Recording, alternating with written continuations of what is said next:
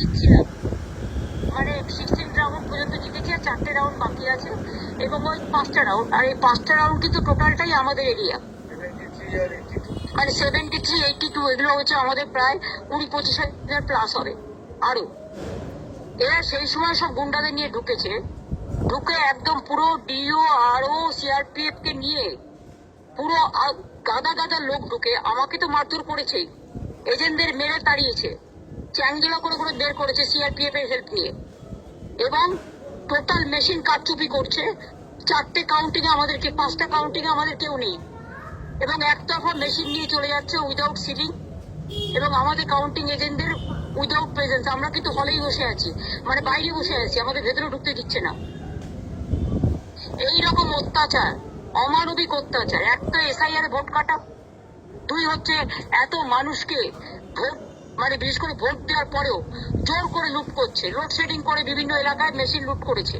তারপরে সকাল থেকে বিভিন্ন জায়গায় অন্তত 100টা সিটে আমাদের এজেন্টদের মেরে তাড়িয়েছে with the help of CRPF, এবং ডিওরা সেখানে একদম নিশ্চুপ ছিল, আরোরাও তাদের কিছু প্ল্যান করেনি, পুরো দিল্লির নির্বাচন কমিশনের ইনস্ট্রাকশনে করেছে।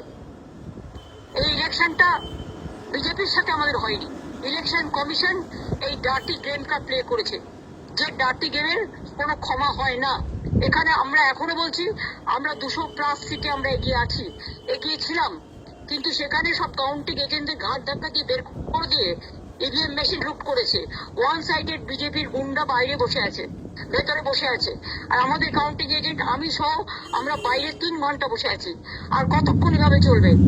আর তার মধ্যে ইভিএম মেশিন উইদাউট সিল করার জন্য, সিল করতে গেলে তো সব পার্টিকে লাগে, তা আমাদের কাউকে সিল করায়নি, সব এসে ঢুকিয়ে দিয়েছে রুমের মধ্যে, এবং স্ট্রং রুম থেকে সব মেশিন নিয়ে চলে যাচ্ছে নিজেরা নিজেদের মধ্যে কাউন্টিং করে, ওয়ান সাইডেড।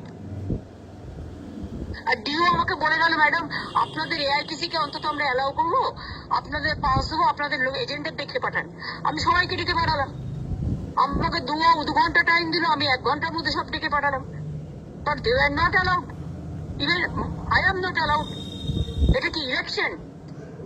এটা অ্যাট্রসিটিস। এইভাবে জেতার কোনো মানে হয়? এটা জেতা নয়, এটা অনৈতিকতা, এটা নীতির জয় নয়, এটা আদর্শের জয় নয়, এটা হচ্ছে বিজেপির সবচেয়ে বড় পরাজয়। একতরফা নির্বাচনটা করলো, কাউন্টিংটা পর্যন্ত কাউকে ঢুকতে দিচ্ছে না। অনেক জায়গায় এখনো আমাদের জিতেছে, তাদের সার্টিফিকেটও দেওয়া হয়নি। ভ্যানিশ কুমার নিজেকে কি ভাবে? একদিন নিজে ভ্যানিশ হয়ে যাবে, তখন কি হবে? এটা চ্যালেঞ্জ হবে না? আমরা তো চ্যালেঞ্জ করবো, আমরা প্রত্যেকটা এভিডেন্স রেখেছি।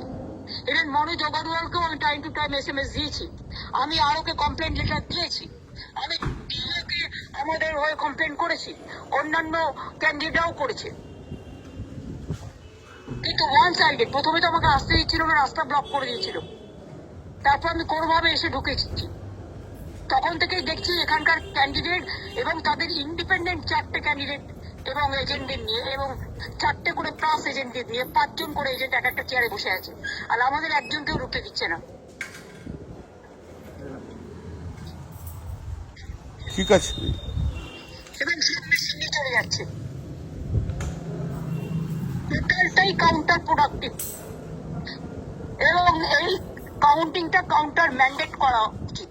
যে যে জায়গায় এগুলো হয়েছে সব কমপ্লেন লজ হয়েছে, তুমি আজ আইনজীবী, আমি তোমাকে ব্যাপারটা জানিয়ে রাখলাম।